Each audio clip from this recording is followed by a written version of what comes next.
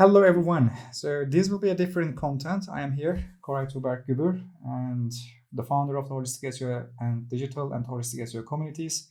And today we have the Jamal Qureshi, owner of the Svalbardi, a great SEO practitioner, and also he knows the investment world and the business life or business ecosystem in a really good way.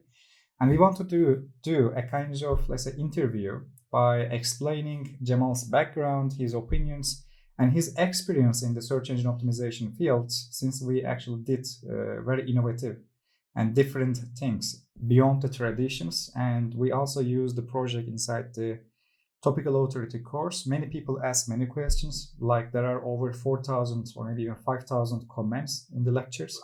Not possible to answer one by one, because when I answer one comment, it becomes 20. But if we do an interview, I believe things will be very much more clear for everyone, and it's the purpose here. So Jamal, welcome, and I am really thankful for accepting this offer. No, thank you. I'm really delighted to be able to talk, share a bit of my experience, and most important, just catch up with you. It's been a little too long.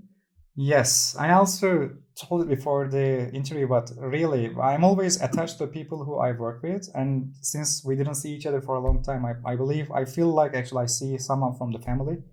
And I'm really happy to see you. But still, you should eat more, because I feel like you lose some weight. I still need to lose weight. I don't think so. You look really well. But the Svalbard, I guess, the where that you live, for the people who don't know, Svalbard is the northest settlement on this planet, right? With the human life. So if you come to the south, let us know so we can take some kebabs for you. To be honest, I can even ship them there if they accept. I don't know. That'd be wonderful. Yeah, it will be a really interesting, to be honest. Kebabs in Svalbard is a different concept. Okay. So Jamal, first of all, I would like to ask this: you live basically in Norway, but I believe you were not born in the Norway. And where are you from? And how did you end up in the Svalbard, which I guess the population is lower than 1,000 or something? Yeah, so my background is very mixed. My father's from Pakistan. My mother is from Norway. They both immigrated to the U.S. in the 70s. So I was born there in Colorado. But when I was a year old, we moved to Saudi Arabia. So I half grew up in Saudi Arabia, and then half in Denver after that. I went to high school and things. And then I went to school in Utah for university, and then Johns Hopkins University in Washington, D.C. So did international relations, economics, things like that. That got me into the world of sort of analyzing oil markets. I was at different places, consultancies, banks, trading shops, oil trading shops, and then finally wound up with Statoil, the Norwegian state oil company, which is now called Equinor, at their headquarters in Stavanger in the south of Norway, which was a great chance to kind of connect with my Norwegian roots. You know, my mother's Norwegian, so we'd always gone when I was a kid. Yeah, it definitely makes sense, because I believe Norway is also rich in terms of natural gas and oil, and Saudi Arabia as well. And your background and the countries, they are matching with each other, and it leads you to the certain industries. Happy to see that. And may I ask that, why the Svalbard? So Norway has other cities. So when I was in Stavanger in the south of Norway working for Statoil, I'd always had this sort of entrepreneurial bug. My older brother is sort of a serial entrepreneur. And I had spent a long time as an analyst of these markets. And I think as time went on, well, it was really, really fascinating. I had to follow the entire world, you know, economics, politics, markets, you name it. I kind of realized all I was doing was sort of telling stories so that rich people could shuffle money around in the trading world, you know? And I kind of felt like I wasn't adding a lot of value to the world, right? Yeah. And don't get me wrong. I loved it. I loved the people. It was really fun, right? But I wanted to do something more. So we had a summer where my family was in the U.S. I had to stay and work, but I had a little bit of time off. And I used what I call the only good travel deal in all of Norway. The local domestic airline has an all-you-can-fly ticket in the summer. So I just said, you know what, I'm going to put on my backpack, pretend I'm 18, and go backpacking across the north of Norway, because I've never really been to the north. And had a lot of fun. while I was up there, I'd heard of Svalbard, this island group, right? It's halfway between the top of Norway, so the top of Europe, and the North Pole. Okay. Right? It's about the size of Ireland. It's so different from the rest of Norway, right? And I was like, I got to get up there. So actually, it's about a separate. Very nice reason to go there. Well, I mean, it has this like mythical place in the Norwegian mind, right? It's like, oh, Svalbard, that's that way out there exotic place, right? Yeah. So I was like, I got to go see this place. Came up here for the first time as a tourist in 2013. Like a lot of people, I fell in love with it. Wow, this is so beautiful. It's so different, right? Yes. And I won't tell the whole story of how sort of the inspiration came, but the bottom line was the idea for Svalbardi, the iceberg water, came beginning at that trip. So we slowly said, my wife and I, we'll work on this business on the side and see if it can work, right? It was an idea that sounded so out there, right? But I just wonder one thing, sorry for interrupting. Yeah, please. So you were young and you are coming from a different background, and I understand you have a entrepreneur brother, and I believe he was affecting you. So I'm just, when I see successful people, I just try to understand, let's say, how their mind works. So you have a proper family background to actually push you to this journey. But why the luxury water? For instance, you were looking to the Arctic area and you said maybe there are lots of water here and Saudi Arabia doesn't have it, maybe, or something like that. Okay, so I'll tell a little bit more of the story. Okay. Okay, so while I was up there, I was hiking on one of the glaciers here. And so while I was up there, I was trying to think of gifts I could bring back home for my family, but something very personal, not just like go to buy something in a supermarket. And while I was up there, I saw the water, this was in July, coming off of the glacier. Okay. And it looked very nice and clean and pure.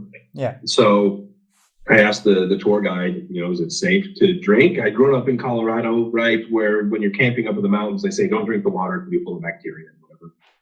And the guide said, yeah, sure, it's fine as long as there's no reindeer upstream, right? So I took a drink, and I've actually got a video of this the first time I grabbed the water, right? Okay. You can actually see it up on our Instagram and TikTok. I made one using it. And it was like, wow, this is pure, this is beautiful, this is refreshing. So I gathered some for my wife, and I brought it back home to her in Stavanger, and she made a cup of her favorite herbal tea. So that had me thinking a little bit about water. And one day I was just randomly reading stuff online, and I saw these scientists who worked in Antarctica and Greenland. They gathered these ice cores, right, to test. And they had some extra ones, and they served it at their wedding, melted them. And that, again, it really got me thinking about, unique water. And I started looking into it and saw there's this whole world of people into unique waters, right? Europe kind of has a history with that anyways, but it's kind of growing as a new thing. They call it the fine water space. So I started thinking, I knew our time in Norway would come to an end. I wanted to keep a connection there, especially for my kids now who've grown up and felt half Norwegian because they spoke the language natively. I had the entrepreneurial bug, all this stuff. I kind of thought at first, after talking to a bunch of people in the space, okay, what would it take to do this? Pretty quickly, it became clear this would have to be a luxury brand, right? Because the costs of it would be so high. I feel that because I am organizing an SEO conference this year, and I am trying to make it common for everyone, but the costs are hard to manage. And then you start to think that it should be maybe VIP a little bit. Yeah, I feel that. Yeah. Well, and that's just it. You're discovering, you have to, once you discover costs, if it's a high cost business, you have to find that way to balance the branding, with the price, with the cost. And that's tricky. And so that's what I had to do. Okay. A funny question. So when you think about the idea of selling a one bottle of water, which is a small bottle, for let's say 80 euros or 100 euros, did anyone tell you that it's really hard to justify with branding? But what was your counter argument to this feeling or first observation? So it's funny because you get extremes of reactions, right? You get some people who are like, that's the worst thing ever, and you get some people who are like, that is amazing and brilliant, right? And there's very little in the middle for opinions. But I'll tell you one thing that was key. To charge that much, there has to be some real value people see in it beyond the water, right? And so that's one reason I always say, we succeeded in creating a very well-rounded brand with many points that people appreciate, right? Yes, the water is refreshing and nice and things like that. But what are people buying most of the time? Some people love the bottle. We put a lot of effort into making a beautiful bottle, right? Some people love the story, right? It's just like, wow. In fact, I'll frame it this way. It comes as wow moments for people. Okay. Right? The first wow moment is people see the price. They're like, wow. Yeah. The second wow moment is they see the bottle and wow, that's gorgeous, right? The third one is they see where it came from. They see pictures of Svalbard and this amazing Arctic nature. Yes. Yes. How we gather it. It's just like, wow, that's amazing. And this was one that took some time to develop correctly. But in the end, we really got it right. From the beginning, we knew it was going to be an environmental product. People are instantly skeptical, right? And you can understand why. But we built it into the brand. And then we really built to show this is something so positive for the Arctic environment, right? And so the simple way of describing it, it can be very long, detailed discussion, but the simple way to describe it is it's carbon negative. Every bottle sold saves 100 kilograms of Arctic ice, right? Preserves it from melting. It's a perfect argument, actually. Especially lately, I see these carbon fingerprints in everywhere. So it was an early stage marketing for a futuristic concept. I can tell that it's very successful. Yeah. And I also need to ask that, what was your first job? First job ever? First job ever, like a formal job. I lasted 1 day. Nice career. I was 14 years old. So where I lived in Colorado, that was the youngest you could get a job, only certain jobs. It was a restaurant at a local mall called Zucchini's, which didn't last very long. And I went to be a dishwasher, and I was washing dishes. And first of all, it wasn't very fun, but whatever. But then they asked me to close, like clean everything up, set everything down. I was like, I don't know how to do this. And nobody was showing me. They all left. I was like, screw this. And I just walked out. Yeah. Nice business experience. I was like, you don't even have to pay me, whatever. Although they sent me like a $20 check, months later. If I take the first job I stuck with, it was at McDonald's, actually. Wow. It's a really great example, to be honest, because when I talk to the successful business people, for instance, I was talking to someone else and she became a really great sales coach. And she was telling me that she had 6 jobs until she created her own, and she was getting fired from all of them all the time. And she was always finding something wrong in the business. She was trying to fix it, and then they were firing her, basically. And I feel like the business persons, the business owners or entrepreneurs, they are not fitting in to the other, let's say, organizations for so long time. Eventually they find something creative, and they use their network and creativity and communication skills to visualize a future vision. At least it's my observation. Of course, it can be wrong as well. And when did you decide to be a business person rather than just let's say employee? Well, I mean, it was Svalbardi as far as when I'm actually doing something. You know what, though? There was one other thing further back in the past. Again, I spent like 15 plus years as an oil market analyst, right? And there was one point, there's something called an ETF, exchange traded fund, right? And this is basically, they're really big now. Basically, if there's some on traded markets like stock markets, right? If there's something that's not naturally traded on it, you create kind of like a copy you can trade. So in this case, it was oil futures. There's separate exchanges for oil futures, right? And somebody had created one called USO that allowed you to trade oil on the stock market. And I looked at that and basically said, there's a better way to do this. And so I spent, I don't know, probably a year trying to work on it. At the end of the day, I discovered it really wasn't feasible my idea for how to make it better. So that didn't go anywhere, but that was fine. I learned a ton about how to start something. So it was valuable. It's really nice. And it sounds interesting that from oil, which is not that environment friendly, to the water, which is environment friendly. It's a nice switch as well, actually. I can absolutely tell. And when you started to sell actually luxurious bottled waters, and what was the best feedback from a customer or client that you remember ever? Oh, that's a good question.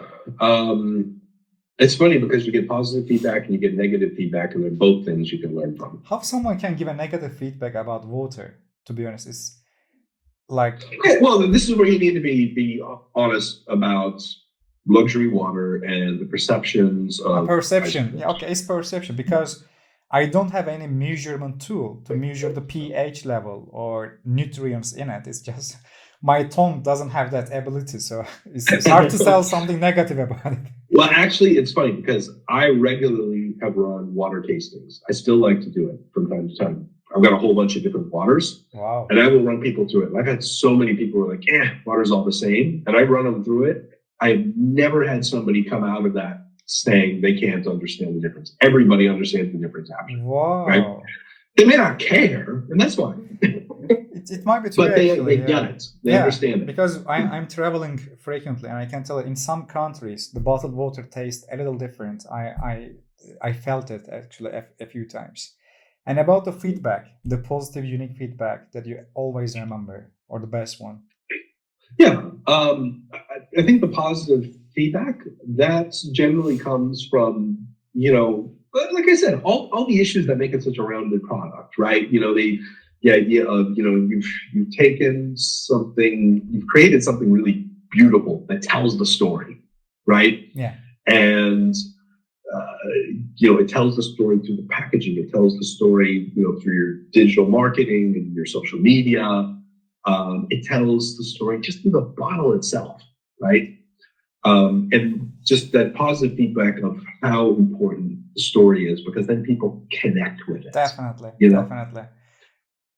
To be honest, my favorite movie on this planet as a marketer, is The Syrup. I suggest everyone to watch that because it actually explains that this energy drink industry, and in the energy drink industry, they don't sell energy. Actually, they just sell the story and the identity of the specific bottle or the brand. And that's why they call the movie Syrup, because they actually sell the syrup and no one tastes it. They just go for the story or the, let's say, the personality with it or the contribution with that.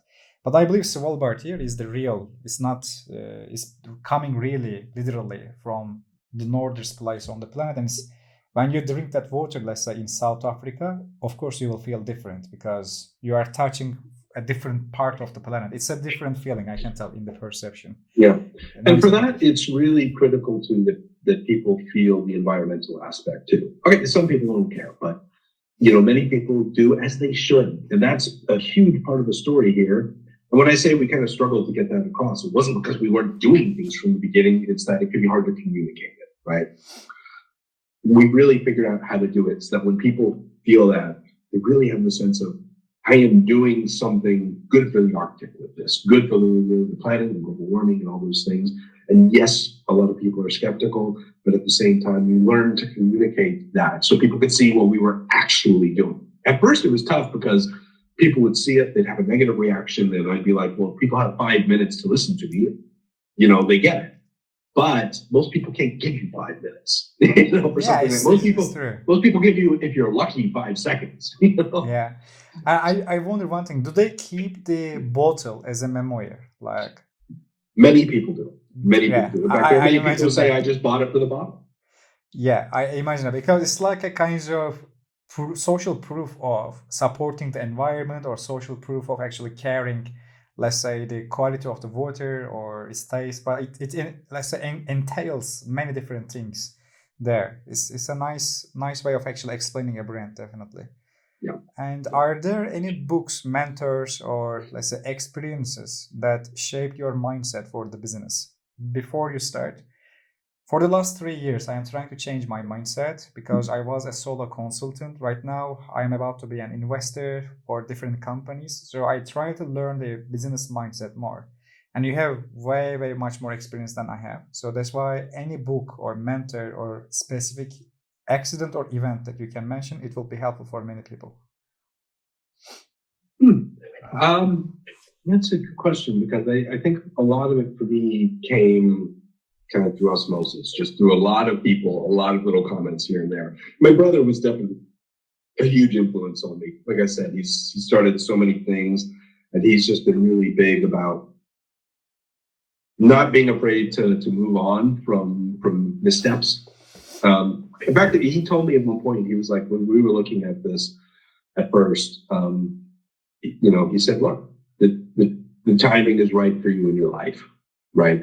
If this doesn't work, right, you can still move on and have a life and do the next thing, right? And I thought that was just important to realize. And I think that's something that came from my last career too. When you are involved in the trading world, you can get really hooked on some idea, some trading idea. And in your head, the natural tendency is to say, this is the big one. If I miss this one, nothing else is ever going to come along. And if you miss it, you feel so dejected. But it is simply not the case that it's the last one. There is always another opportunity. There's always another one. Always. So if you make a mistake, learn from it and be looking for the next one. There's always another one. It's the mindset, to be honest, because many people in the business, they are so scared of doing a mistake. But actually, it's okay. You will always find new opportunities, new networks, or new ideas. And the Svalbard is the great example of that, to be honest. You didn't go Svalbard for a business idea. You went there just for seeing the island. And the idea started to shape itself because you have that mindset, that opportunity mindset. I believe because imagine this, probably Svalbard has maybe in every year, maybe they have like 100,000 visitors. I'm just making a number up.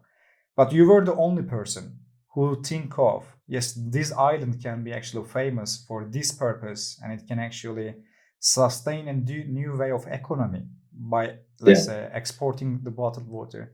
It's the huge difference, and I want every listener to realize that too, because business mindset is not easy to get. It requires, let's say, some family background, lots of different failures, examinations, and many other things, to be honest. And if you will tell 3 lessons that you learned from the business life and Svalbard overall, together with the obstacles that you handled, what they would be?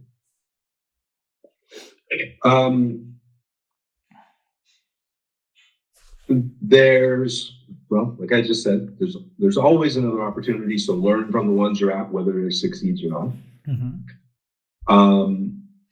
There's always more challenges than you think. Yes. So go in being prepared to deal with it and have a mindset of, I love the challenge, Mm-hmm. So your heart has to be into whatever you're doing, right? So you need that inspiration. And 3, and probably the most important, is surround yourself with good people. Yes. At the end of the day, you can't do anything yourself. Even if it's a one-person business, you are benefiting from other people. So surround yourself with good people and treat those people well. Okay, I understand. And your team, how many people did you have in your team?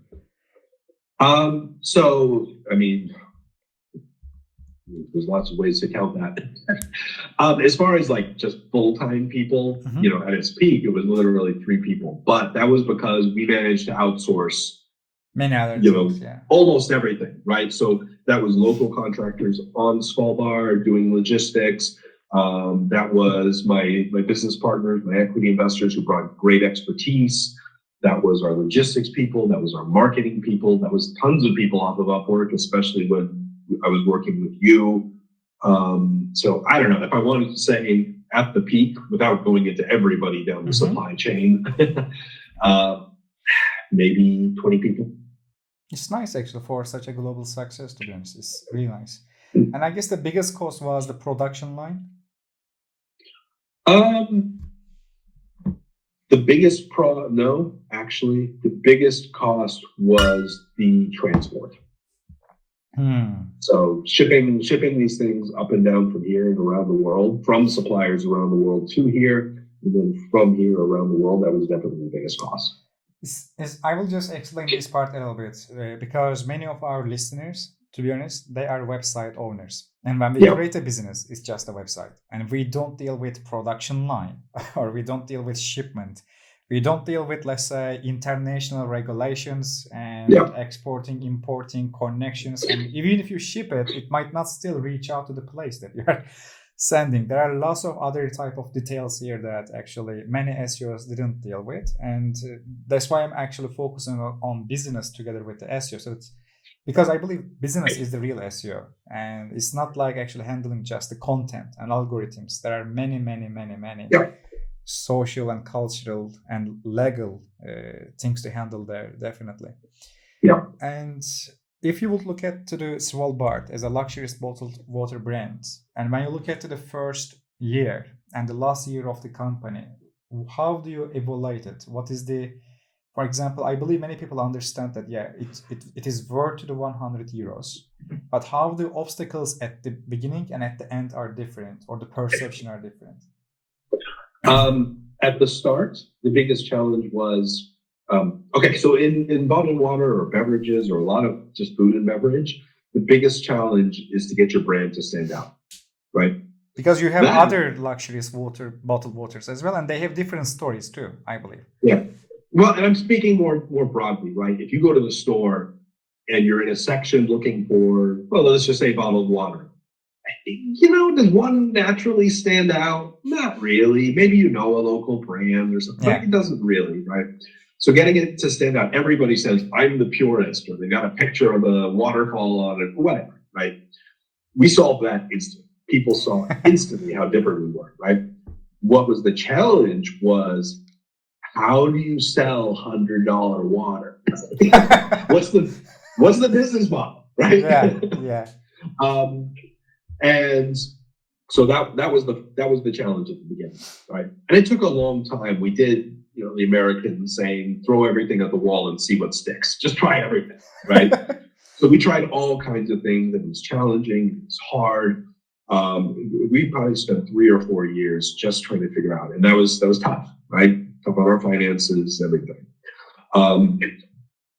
At the end, to put it in the solution that things going well, things going hard. At the end, we figured that out, right? And you were definitely a part of that, right? Thank you. But we were making progress on the wholesale and the e-commerce as well. So that we figured out. But the problem was we were undercapitalized, right? So we were vulnerable to anything going wrong. And that's what happened. If something went wrong, on a supplier side, we got cheated. So we didn't have the capital to survive that. Yeah. And if it is not private information, maybe you can also explain that supplier problem a little bit. If it is, it's okay if you want to skip that as well. No. I'm happy to do it. I'll leave out names. But basically, we had one of our bottle supplier. They'd always been wonderful. They were great. They helped us put together this beautiful bottle along with our design team. They had, I think, during COVID, a change of management, possibly ownership too. And they made a mistake. They shipped us a bunch of bottles that were all scratched. Everyone was damaged. And we couldn't sell them, right? So basically, it turned into a dispute. It was clearly on their end what had gone wrong. They were trying to blame the shipping company, blah, blah, blah. It turned into this big fight. And at the end, in the past, they helped us. They'd even replaced things and stuff. But with this new management, after at first looking at it, they basically said, well, whatever, screw you. You can take us to court if you want. And I was like, I don't have the money to take you to court. Now I've lost so many sales while costs are racking up. It wouldn't even make a dent. So we ran out of cash. Yes, it's actually a very good lesson to listen as well. But I will just ask one extra question or following up here. And did you think about maybe having a backup supplier or a connection or something? But I guess there are many details there. I'm asking this question from very outside. Well, at that point, it wasn't even, there were other suppliers, right? But at that point, again, we were so, we had spent so long trying to figure out the sales model that our finances had run right down to the bone. And our existing investors and us had put a lot of money in it to keep it going in those 3-4 years while we were trying to figure out the sales model. And, the taps were just dry at that point. So we lost so much money in those months trying to solve it that, even though there's other suppliers we can go to, it's just, we didn't have the cash to do it. We wouldn't have had the money to buy more bottles anyways. Yeah. And my next question actually is about this, next two questions even. So it was actually a business to business model at the beginning. You were selling these, I believe, luxurious bottled waters a bit more to maybe the businesses. Then you decided to go for business to consumer or more deeply. And even our topical map and semantic content network design has been done for that. Why did you feel that switch, or what was the motive behind that? Actually, there wasn't a switch. We were always trying to do both. Again, my idea of just try everything, right? So we were always working on parallel tracks, right? But it was towards the end, well, like I said, actually toward the end, both tracks were moving. So it wasn't that there was necessarily a switch. We were able to look at both. So we actually, when we went down, yes, our sales had ramped up. We were like, yes. But also we were working on shipping our first ever container shipment. So you can imagine a container full of, $100 bottles. Yeah. And so we were working on both in parallel. Okay. And seeing success. And why you decide to use search engine optimization for, let's say, finding more investment, or for, let's say, helping your business further with digital aspect? Because I believe many luxurious brands, they don't do SEO that much. At least it's my guess. In the car industry, it's like that. Or in diamond industry, again, it's like that. What was the difference here? Yeah.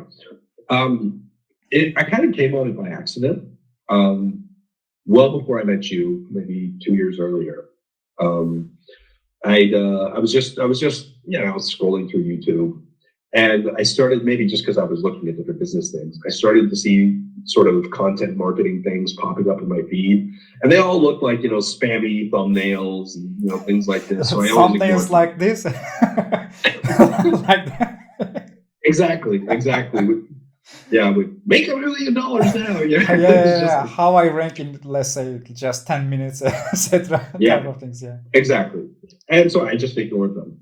But this one channel just kept popping up, and so finally one day I was like, let's click on it. Let's see what this is. And much simpler folks. They're. I don't want to say that in a negative sense. Just that they don't have the high technical detail that you brought. Right. But it was just basic ideas of creating good content and growing and blah, blah, blah. Nothing fancy, but the basics. And I was like, oh, that looks interesting. That actually sounds sensible. And so I started working on it, a little bit here, a little bit there. And I started to see our traffic grow, and I started to see the sales match the traffic. I was like, this kind of works. And then we had a couple big hits with some articles, and the sales were parabolic. I was like, amazing, Yeah. Then we had the supplier issue. We went down. We managed to keep going for a while, and that's when I came across you I actually saw you on Matt Diggity's channel, your interview. I wish I could answer your message earlier. I guess it has taken like 2 months again, or something like that, right? Sorry for that. No, that's okay. I understand fully. But anyways, that's when I came across you. And at that point, it was like, okay, we weren't operating. We knew we needed to raise capital if we were going to restart. The longer we weren't operating, I was out there, we were contacting people, but it's hard to raise capital. And when you're not operating, it's that much harder. So I was like, I need to show some real results. I can't show any sales right now, but that's, I knew we could grow our traffic, and that's when I came across you, and I was like, okay, I don't know this guy, but he's been interviewed by good people, and man, he is talking at a level of technical detail, and showing results. Now, somebody else could say, well, how do you know those results are real, blah, blah, blah. But you know, I just said he's talking the right way. I want to reach out. I want to give this a try. So then I can show some results to the potential investors. So that's how sort of the SEO journey marched on in the content marketing. Happy to know that. And of course, I wish the supplier situation shall not be happening like that. But it's good that actually we came together, to be honest, because I can tell that you are definitely a great SEO executioner. Because in my opinion, if a person is good at business, they actually get better in SEO as well quickly. They don't have to know SEO before.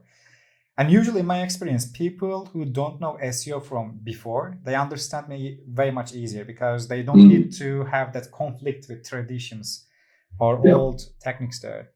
And I will ask a question here about the topical authority. So what was the thing that actually convinced you about that? Why did you choose that method? You could choose other SEO methods maybe as well.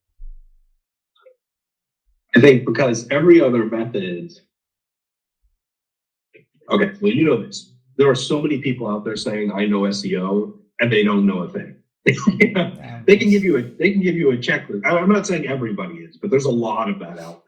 Right? Yeah. They can give you a checklist and it accomplishes basically nothing. Yeah. And when I saw the things you were talking about, I was like, this makes a lot of sense at both a macro and a micro level. I'd already had that initial success. And then I just said, this looks like a way to really take this to the next level. So that's kind of the basic journey. For the people who don't know, by the way, if you are in the SEO and if you are, that's why maybe you listen to this. So we have a business and we need to raise the capital so quickly because we need to support the business. And it means that we need to get the SEO results way quicker. The another thing is that we need to get the relevant traffic. And while getting that traffic, we need to support the next step, which means that we need to create very detailed but small amount of content because we don't have time. Yeah. And we actually designed just 27 or 29 articles, I believe, and we just launched all of them together by increasing the frequency later. And then we got really good results. And everything, I guess, happened as we guessed. First, the impressions increased, then the rankings came and continued like that. And basically, if you have these type of, let's say, business conditions, you can shape your, let's say, semantic content network design or topical map. Actually, next step will be, let's say, mocktails or different type of drinks or bottled water brands, their comparisons to be an authority for anything with the water or drinking water or anything that we can think of.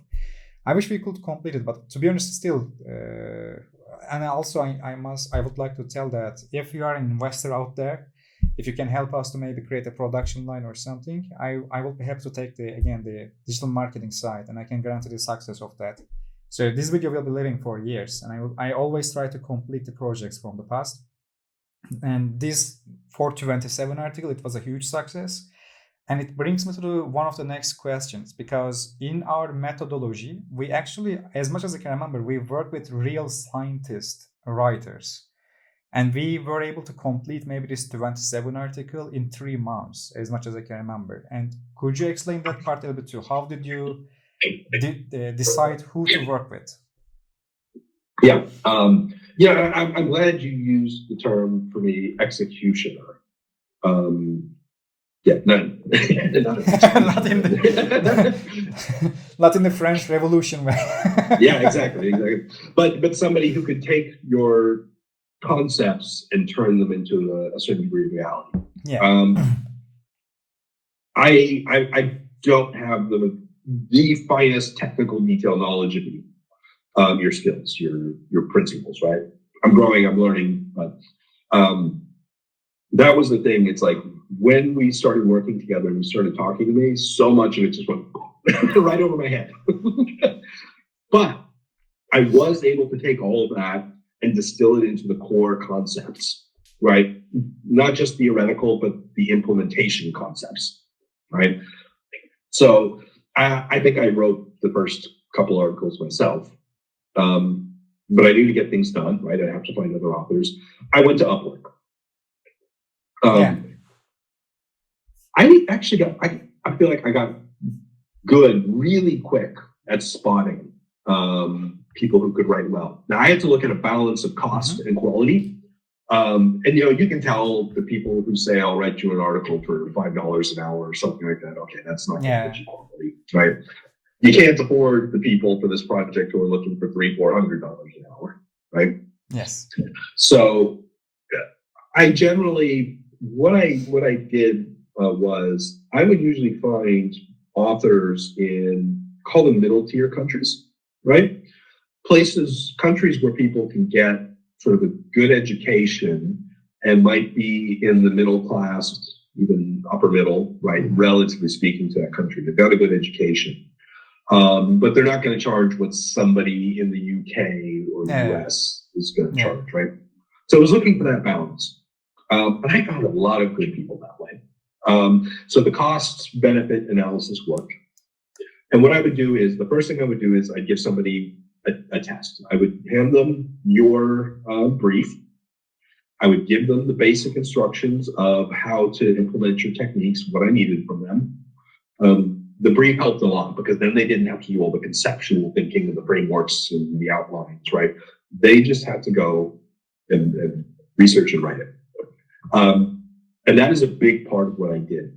Okay, I would tell people this job is not 90% writing. It's 50% research, 50% writing. Right, now you've got the frameworks, what to research. Yeah. I would look for people. I would see writing samples on their Upwork profiles or ask them for one. Okay, does this look like the right kind of person? Does their skill set and their background seem to match? And I would filter people that way. I would post the job as a fixed price job at a price that could work. It was generally, I listed for $100, tell them the requirements of what I needed. So I had people coming to me who wanted to do it, who saw the compensation was good.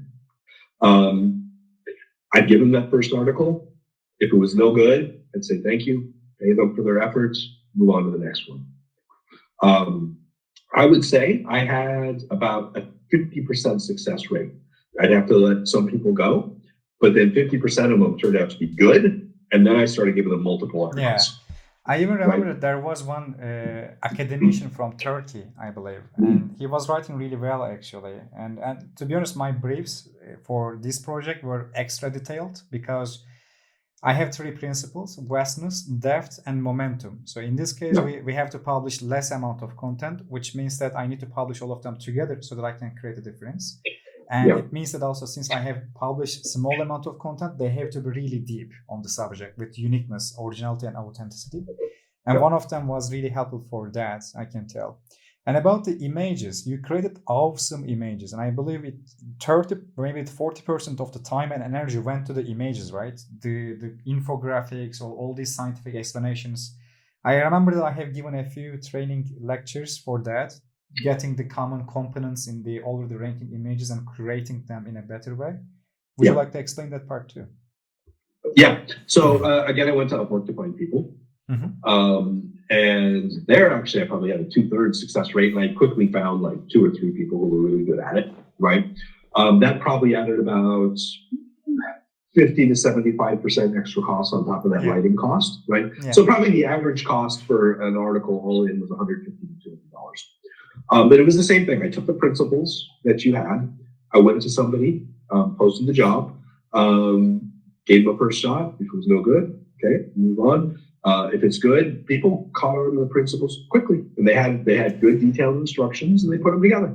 Perfect, because sometimes people tell that it's very hard to get your framework. The principles are complex. It's not actually. If you find an intelligent person with scientific background, they understand very quickly. Because my rule set is actually like in the academy already. I just tell people that give me the proof, don't give me the fluff. Basically, and it goes like that, and I just give me the specific answer in a scientific way. It's about that, and I'm happy to know that they were able to adapt in a quick way. One more reason that I tell that actually you're a great executioner is that you were training yourself while training other people at the same time. And how was that experience? For instance, did you get hard time sometimes, maybe for some writers while fixing editing? Because I remember we also did some editing lectures too. I also recorded some videos, I remember. Yeah. And you'll remember I'd give you some kickback sometimes. I'd be like, yeah, that doesn't sound right, We'd have some back and forth discussion about that. And as I was learning with the authors, I would sometimes tell them one thing, and then a little while later say, no, actually I was wrong. You got to do this. right? Because I've learned, right? Yeah. And that was another characteristic of my authors and graphics people. I told them at the start, you need to be adaptable. I try to find people who I felt like could write in your style and work in your style, right? But then I told them, if you're not quite right, you've got to be able to adapt to this style. And if I grow and evolve, you've got to be able to evolve with me. And again, getting people with that flexibility, getting the right people made all the difference. Happy to know that as well. And when we look at our topical map at the beginning, were you able to understand it, or did you get it after we explain it, or did it make sense, for instance?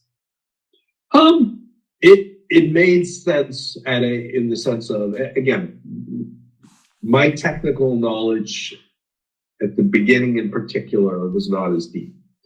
When you put the map together, it definitely made sense. I just didn't know if I could recreate it. Yeah. I believe you also asked for a graphical representation of the connections. That was really good. That was really good. I believe it also helped too. We didn't add all the connections because after a point it was like only the connections. then I just added the main ones there to show the overall structure there. And that made a lot of sense. It made a lot of sense when you did that. Yeah, visualization really helped there, I believe. About the content briefs, I believe you wanted to change some of the questions or their placements from time to time. And the content briefs, were they hard to understand the logic point of view, or were they hard to understand implement point of view? How did you feel about them? So they made sense, right? But I came with more specialized knowledge of the space. So I would see some of that and say, we're missing this, or I feel like that should be said that way. You'll remember we had some back and forth on that. I think what helps in the end for finding the balance was I had to kind of give up a certain mindset and say, you know what, SEO works in a certain way. My industry works in a certain way. I need to make sure I can meet both needs. And that means sometimes I'm going to have to give up a little something of my existing mindset. Yeah. It's true. And did it make sense to adjust every paragraph, every sentence, every word as well? Because at the beginning, maybe sometimes people feel a bit overwhelmed. We actually leave nothing to chance. We check literally everything. And we didn't have AI during that timeline. We were doing everything like manually. How did you feel about that situation? Okay, sorry, I'm going to mute right now. I told you I'm a little bit sick. I just need a cough and I don't want to make noise. It's not okay, don't worry. Okay.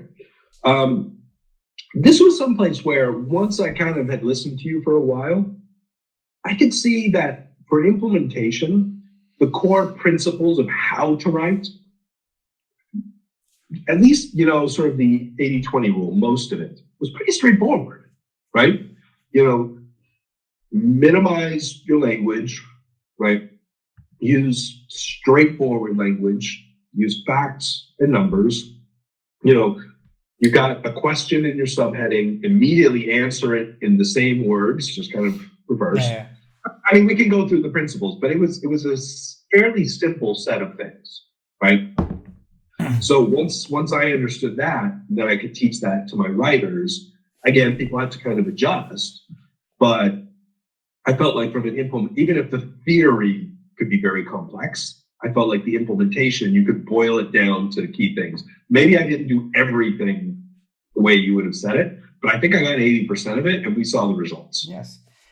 It's the key there, actually. Sometimes people try to do everything right. You don't need to. You just try to be above the threshold because your competitor won't be having any of these advantages. They won't be able to communicate with the search engine on the same level. I must tell that. And I will ask one more question, which is about the technical SEO section, because we implemented these things with technical improvements together. And I personally have one main priority there, which was about decreasing the amount of the total URL while increasing the percentage of new content that we are publishing. The purpose there is actually showing the search engine that quality per page, page rank per page is increased, and a big portion of the website, let's say 20% of the website, is new. And let's say in your website, in total, you have, let's assume, 50,000 sentences. In 27 articles in one day, I am adding 400,000 new sentences and tens of thousands of triples, facts, statements with the best possible internal link structure there. And whenever search engine compares it to the competitor, it's like maybe 3-4 times more quality. That's why when I write the case study, we were outranking the Healthline, WebMD, or many other global websites with the Shopify store. And when I explained this in the first place, did you sense the reason for that? Because were you able to look at the situation from the machine's point of view? Did you feel that these unnecessary URLs maybe will cover the prominence of the new content that we put onto the website? Yeah, no, I mean, it makes intuitive sense. And, we had a blog before. We didn't use it a lot. But I knew for the most part, there were a few exceptions, the ones we had success with. Mm-hmm. But most of the articles were like, okay, this is kind of pointless fluff, right? Which was another point I made to my authors, no fluff. But I could see that it was that. So when you were talking about, okay, let's reduce the URLs, let's make the ones we have higher quality, and I'd seen that the high quality articles I'd written before definitely brought the best results. Yes. I was like, it makes sense to clear out garbage. So. Yeah, happy to know that. It's actually like cleaning a store. Basically, you put the most important product to the front window so that the person can come, and search engine just predicts the quality by looking at your homepage. And that's why we linked this new content from the homepage as well. One more time about the images. Do you remember that how we use the featured images and what they actually represent? I'm just trying to see whether you remember. Like, we were writing just text on the image. We were putting some objects and the brand logo. Do you remember these? Yeah, no, of course. And I really appreciate if you gave me a brief for that. It's basically an instruction sheet, right? Yeah. So yeah, sort of the placement of things, and it was. I think one of the things that was very enlightening was, when I would Google the same topics and look at the images that ranked, right? You can see that a lot of the times the principles you were talking about ranked. There's a pattern, yeah. Exactly. So when you kind of laid those principles out, okay, yeah, have the brand logo here, have these types of images, things like this. Same thing. It made a lot of sense, and it was clear cut, so I can go to my designer, right, and say, implement these principles, and we can have some back and forth, and then he learned quickly as well. Yeah, this is great to hear. And one more. Did we use any backlink during this project? Do you remember? Nope. Yes, so because sometimes people just claim that actually I am using a kind of sacred PBN to rank the websites. To be honest, I will be selling PBN links if I will have a PBN, or I wouldn't actually do that even because I wouldn't like to be discovered by anyone else, because this is technical, but I was a PBN manager before, and decoding a PBN is very easy. Once I get, let's say, 3 websites from your network, I can find other 30,000 even if you have, and it's very easy to decode it and manipulate it. But anyway, it's a different topic, of course. And I just want to ask, I believe even if we didn't publish content for maybe, I don't know, 2 years past maybe, or 1.5, Jamal, do you remember? Yeah. Basically we haven't published anything since May 2001. Yeah, it's a long time. And I believe the website increases traffic for 1.5 years maybe, but then it decreased a little bit. And I will ask your objective opinion about this. Why do you think that it continued to increase its rankings? When and why it stopped increasing and decreased a little bit, or balanced a little bit? Your opinion on it. Yeah. So, so we published the bulk of the 20 articles. I think it was in April or maybe late March 2001.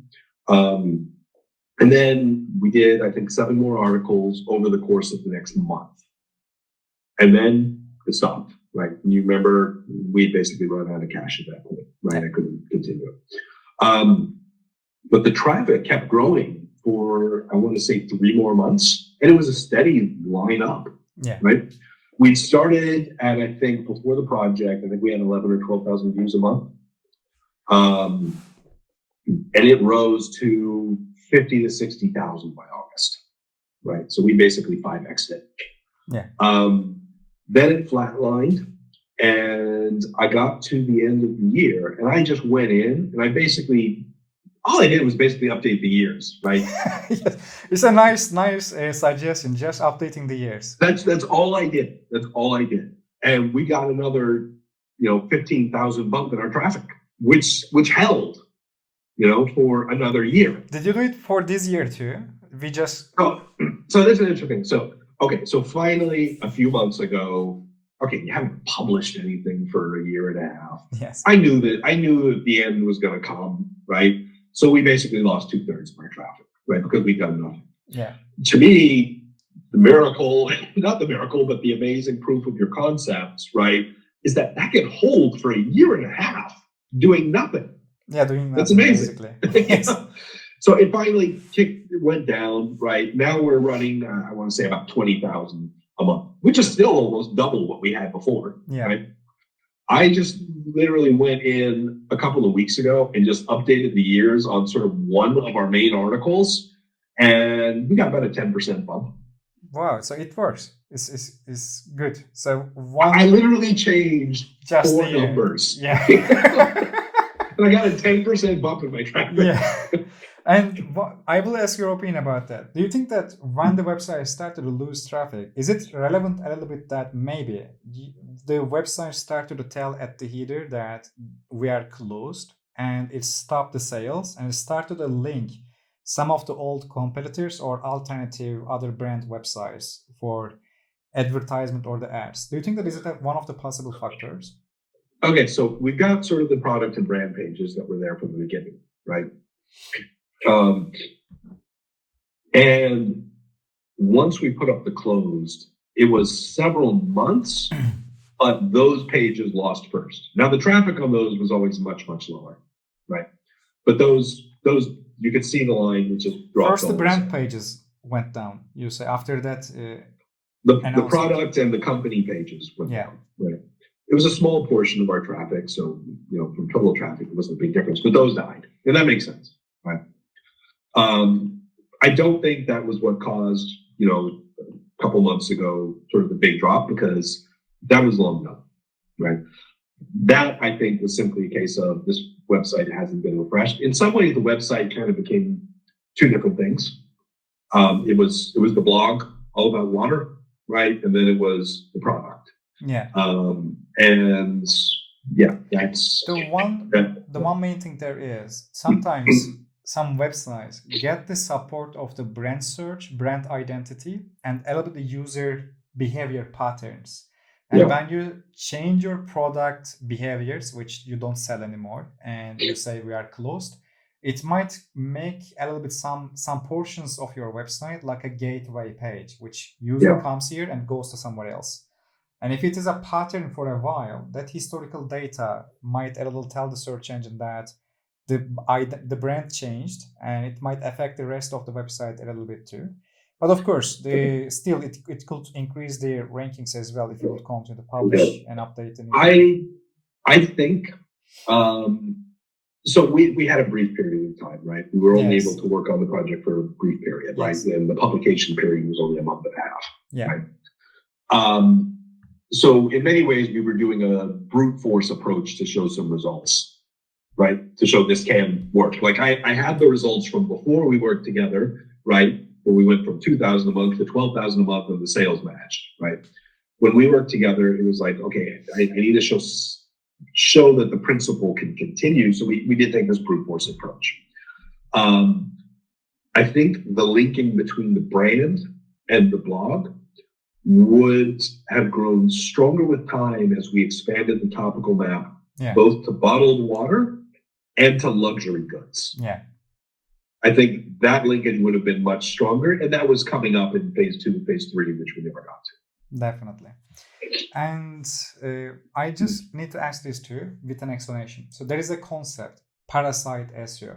Basically, since people are not able to rank their own websites, they go Helpline, WebMD, or already ranking websites, pay them a little bit, and publish a new page there by inserting their links. The thing is that we were able to outrank actually all these global authorities. And did it surprise you, or did you expect it? Because you didn't have SEO background, and usually people with SEO background, they always believe that no, we can't outrank them. Let's pay them so they can give us some coverage. I think there's a very simple answer to that. We wrote better stuff. Yeah, very much. Now you may remember I told the authors when I posted on Upwork roughly 2,500 word articles, right? These authors that I stuck with were really good because I gave them the instructions. You got to research, you got to find primary sources, yes, right? And scientific papers and things like that, right?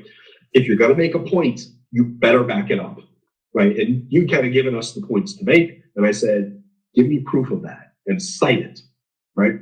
Yeah. And because of that, we have a lot of unique information. We wrote it. It wasn't just take it, slightly improve it. I think we wrote most of the things we wrote much better. Yeah, I believe we completed a doctorate there. Like we could apply a university actually. Literally, I'm telling you, the website was like a research center actually for water and its effect for the human body. Really good stuff. And because of that, a lot of the authors wound up writing, you remember, like 5,000-6,000 word articles. And I told you don't have to do this, right? You can trim it down. And even at the end, you were like, hey, you can tell your authors to relax a bit. Yes, a little bit. we really do overdo on that case, I can tell. Yeah, but the quality was there. Yeah. Quality was really there. Okay. And a little bit about the investment before finalizing. I know that you are a busy person. So you have really good experience with the investment ecosystem, startup ecosystem. And if someone wants to raise the money, what are the three hardest things about it? Convincing the people, or I believe some investors also lie sometimes. I feel like that at least. And how does it go? That is, it's not just that it's a complex topic, it's that you are dealing with so many personalities and so many types of investors, right? I would say, well, oftentimes you have to cast your net really wide because you don't know where you'll find somebody, because you're going to get 99% rejections, right? There's probably going to be a point where you can see, okay, I'm going to be a better match for this type of investor, right? So maybe it's a family office, maybe it's a VC, maybe it's just friends and family. And that really depends on the stage you're at as well. But even beyond the categories of investors, personalities vary so much, right? One person can tell you, essentially, you're giving me too much detail, cut to the chase. And another person would say, you didn't give me any detail. So you have to do your research to see who you're talking to and try to tailor it to what they need, right? Don't just have the same presentation, send it out unchanged to everybody, right? And then networking, like the same thing with sales, networking, and just because the personal connection you make with somebody can make all the difference, right? The places where we did get investments over time, frankly, they all came from those kinds of connections. Now, sometimes they're professional connections in that world. Other times they're, you've got a friend of a friend who's, got some money and looking to invest, right? So the networking part of it's very important. Networking part is very important. And I believe, do they lie sometimes by telling that, I will invest, but they never do? Or how the psychology part is going here? And to be honest, to me, it looks like, there is a science. They calculate many things from business point of view, but I believe decision comes from psychology and maybe the mood a little bit. Is it true?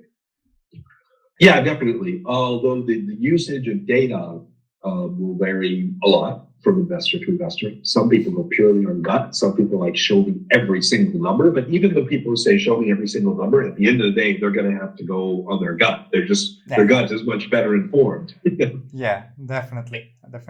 And for Svalbard as well, I believe you in this case, and talk to the many investors. And the hardest point there was, I believe, for, let's say, convincing them or communicating them or getting the appointment. Getting appointments is always difficult, although networking, again, gives you better. So the conversations we did have, largely came through that.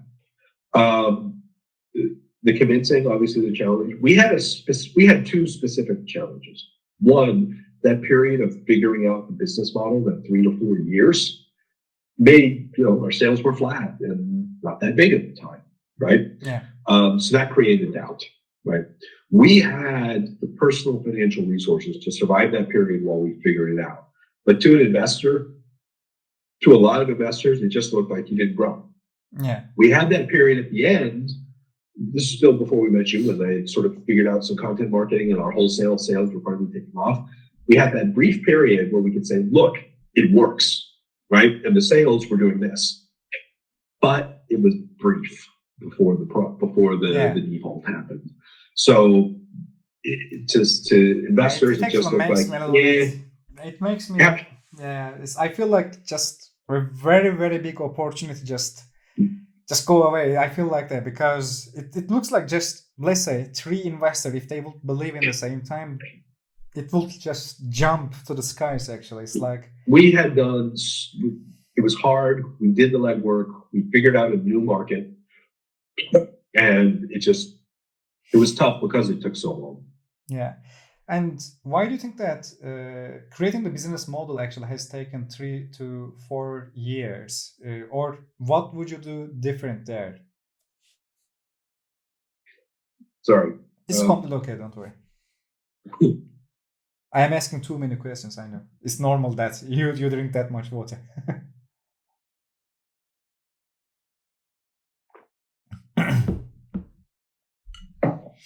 Oh my goodness, when you get a little sick and something gets stuck in your throat?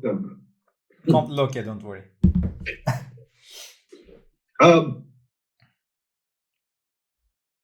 Because we were creating a new market, we had to not just learn, but create a new way of selling. I mean, at the end of the day, it wasn't a new way of selling, but it was figuring out for this product what works, right? But I talked about undercapitalization being a problem to start. In reality, undercapitalization was a problem the whole way through, right? Because it's a reality for the process. We couldn't do many of the traditional things, right? Basically, me trying to sell to restaurants and hotels around the world, sitting at the North Pole, cold calling and emailing. That's not very effective. Yeah. If we had capital to get some, a full-time dedicated salesperson, who could be on the ground in some key markets, I think that would make a big difference on the wholesale. If I had understood SEO and content marketing at the beginning, that could have made a difference. That could have made us base profitable, and then the wholesale builds, right? Yes. So resources. I guess this is the best, most important part of this interview, because the thing is, people in SEO, they don't know business, but sometimes people in the business, they don't know SEO, and it's the main problem there. And that's why I'm trying to meet them at the middle, because I'm sure that there are many, many startups and investors or business owners. And as you say, maybe if they would know SEO or true, real advanced SEO together with the business mindset, they would actually increase their value and company value, maybe at least just 60% in 1 year. It's one of the things there. Yeah. And so I guess 2 things. There's a knowledge component and there's a capital component. Yeah. Right. We had enough knowledge of basics of, okay, I need a salesperson, something like that. The capital would have made the difference, right? Yeah. I did not have the knowledge on the SEO and content marketing, right? That had to grow. And every business person is going to have things they don't know, and they'll figure it out as they go, right? That's just a reality. Nobody knows everything, right? So you have to constantly be learning. But capital gives you a lot of space to do that. So if you're raising money, one of the things people always say, and my brother always says, is raise more than you need, because you'll end up needing it more than likely. Yeah, it's definitely true. And I will ask one friendly question there. When a company bankrupts, how you deal with the process a little bit, or how do you explain it to the current investors? for instance? What kinds of ethics there? You can, if you want, you can skip that question too. I'm just asking for learning and teaching to the people. No. Actually, that's a good question. It's an important one, I think. And this goes back to surrounding yourself with good people, right? Who understand what you're doing. The investors we had, 2 of them were local investors in Svalbard. One was a family member who had a long-term view. And, so everybody had a long-term view, and everybody knew what they were getting into. Everybody also trusted me, and I had to work constantly to say, I am going to earn that trust and make sure it's there, right? So I kept people informed. People knew what was going on in the company. That made a huge difference, transparency and clarity. But that included when things were going well and when things were not going well, which was mostly at the end. So I was also putting my money where my mouth was and my efforts where my mouth was. They saw I was doing everything I could, right? We put our entire life savings into this, right? If I asked somebody for money, they knew I had given my money. If I asked somebody to contribute their efforts or their network or their connections, they knew I was utilizing all of mine. When the time came to close the company, to me, it was a real testament. There were my investors, but there were also my suppliers. There were a couple of suppliers who had basically said, when I said, look, right now I can't pay, we're trying to raise capital. If you need to stop working with me, totally get it. 2 of our most important logistics suppliers basically said, look, we know you're doing your best. You're honest with us about what you're trying to accomplish with investment. You're honest with us about the odds of it succeeding or not. We can see you're giving us your best estimate. We're willing to hold off. We'll charge you some interest or whatever, but we know you'll pay us back when you can, but we also understand the risk that something might happen where you can't, right? So when we got to the end and I had to close the company, and I was, very apologetic. I'm so sorry we got here. Every single one of these people came back to me and said, we know you did everything you can. We understood the risks. We're okay. Thank you for doing everything you did, right? That to me, in a difficult time, felt good because it said to me, I had good people around me and I did everything I could for them. I took the responsibility of somebody else's money very seriously. I didn't succeed in the end, but we communicated clearly throughout it all. So, turns my eyes are a little bit full. I can tell. It's a huge responsibility, and thank you for sharing that intimate, sincere moments as well. And I believe it's the best way best way of trusting a person, to be honest, because they know the risk at the same time, and also they see that you are doing everything that you could. So there is no need for any kinds of negativity there, to be honest. It's the business. It can be happening. It's the normal process, to be honest. Since the beginning, it's normal process. Okay, and Jamal, last 2 questions for me. And do you still see the Svalbardi as an option for the future? Do you still seek some investments or possible improvements if you have the right people behind the investment? Yeah, what we've decided, we have to rebuild our financial lives, right? And we're working on that over time. Thankfully, I'm very employed, so we're doing good things. I'm actually with a company that's helping me. It's great. It's a bit entrepreneurial. I'm doing business strategy, right? So what we basically said is, look, we spent 7 years full time and 10 years since the idea doing this as a family business, minimum capital, struggling along. We succeeded in building an amazing brand. Right? Yes, definitely. Add capital and the right other elements to it, and that brand is worth a lot, right? But if we just kind of go back and try to struggle through with the minimum, things like that, okay, get through it, but we're a few further years along in our life. And so basically, my wife and I basically said, look, we're not going to go back into it like that, right? Struggling in business. Yeah.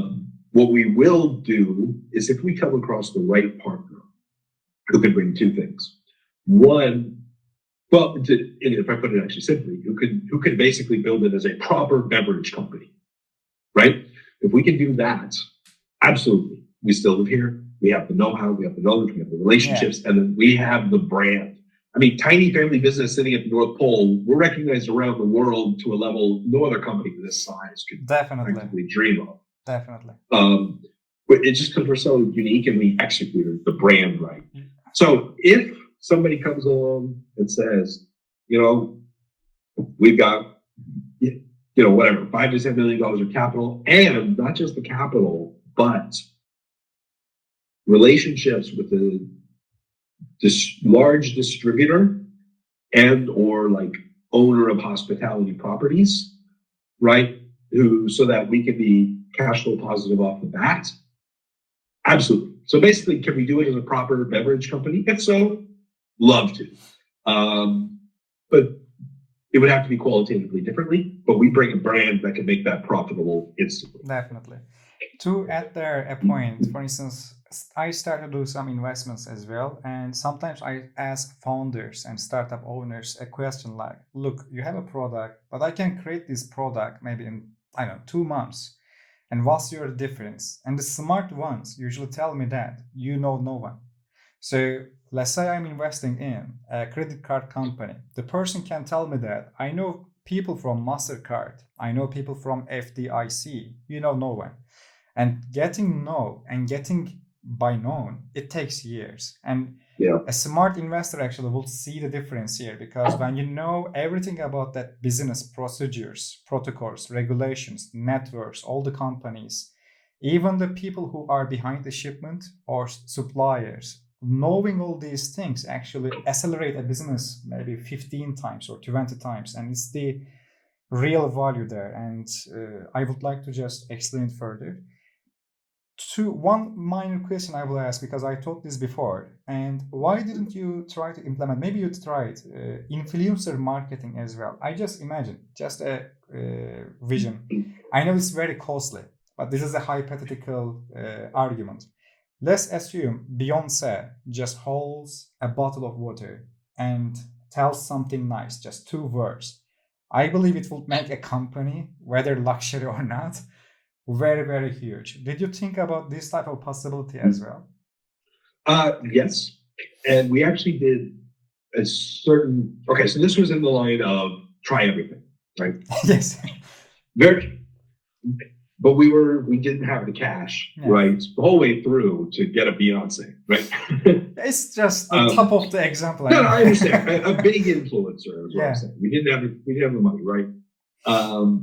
So that wasn't an option. However, towards the end, what we did figure out, and I'm not saying this is the only one, but it was one that did show good signs of working for us. So we looked at lots of different platforms. What we found was on YouTube, there are some specific influencers there who are sort of medium-sized, right? On YouTube, and you can tell me if you disagree with this, but my impression and the people we talked to was, to be big on YouTube, you need some very large breakthroughs. To be big in the sense of being able to make a living off of it, if it's just YouTube, right? It takes a lot of time. And you need to have a big breakthrough to a lot of subscribers, right? Yeah. So a lot of people just start it because they love the topic. You know what I mean? They love what they're talking about. And they spend a lot of time at that medium level, right? They're not doing it for a living. They're doing it because they love it, right? Those sorts of influencers, that was cost effective because people were like, can I get a bottle, right? Yeah, we'll send you a bottle, right? And that was basically the only cost, right? So we would look for the right ones who seemed to kind of be in the right niche. And we had a few of them, a small number, then we got some results. Like you post something on Instagram, we have a few people who did sponsored posts on Instagram, and you got 0 cents, right? But these YouTube folks, they have a trusted audience, and if they're in the right niche, I remember one day this was an interesting one. We had a guy who, I almost didn't send this to him because I didn't think it would quite match, but at the end I threw it on. Why not? I sent him a bottle. He does reviews of Disney World. He goes to Disney World all the time. We were in the top restaurant in Disney World. It's like high level. It's ranked as one of the best restaurants in America regularly, right? Very expensive place. They put us on the water. They had a water menu. They put us on it. We were the peak product. He'd seen that. And so he was like, can I get a bottle? I'd love to do a review. We did that. If I remember right, within a week, we had $10,000 in sales off of that one video. So the short answer is we were starting to see some success in certain places utilizing medium-sized YouTube influencers. And we definitely would have made that something that would have been a consistent, stronger thing we would have done because we found a niche. Are there other ways with influencers we could have found to make money? We tried several things. They didn't work. We would have kept looking though. We found one niche. There's probably other niches out there. TikTok, I hadn't started using much. I'm pretty sure just because of the way the algorithm works that things can be long-lived. Yeah. I have a feeling the right places on TikTok would have worked too, but we didn't get down there. I am sure about that, yeah. And about the mail marketing, did you try that path as well? Yeah, we did some basic email marketing. We didn't have a huge list, but if we didn't, as long as we said targeted things out, for small campaigns, it got a good return.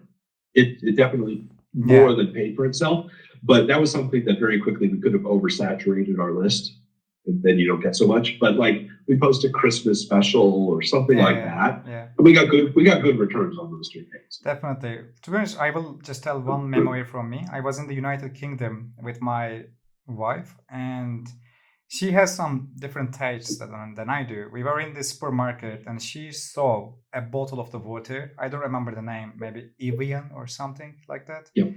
And she told me that, oh, this is the expensive water. It doesn't exist in Turkey. I just want to try that. Then I remembered actually Svalbard directly. And then now it works like this. Based on my vibe, I was doing just a psychological analysis there.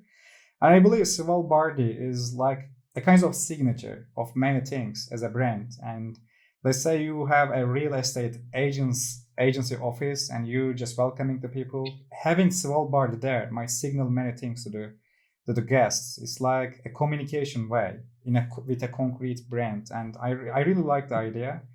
Personally, for any future investor candidates, I guarantee the success, to be honest. If Jamal, you accept me as your future consultant, of course, maybe you will tell the go away. I don't know.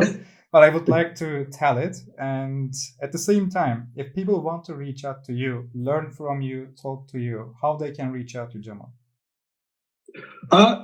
Email is probably the best. jqur@svalbardi.com. I guess you can put this on the video underneath. I will definitely put there. And I believe you're also active in the LinkedIn a little bit. Yeah, I'm on LinkedIn, so you can definitely pick me on LinkedIn. Absolutely. Okay, I believe you will have really good fans in SEO field, definitely. I'm sure that many investors who message me, my message answering reflex is very bad, like a cola. So directly try to go to the actual source, actual inspiration here.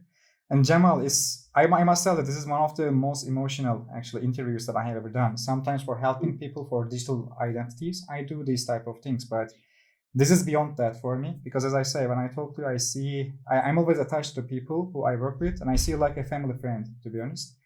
And I believe we had something special together, and I would like to protect it for the future as well. Thanks for coming here. Oh, thank you. I appreciate it. It's wonderful to catch up.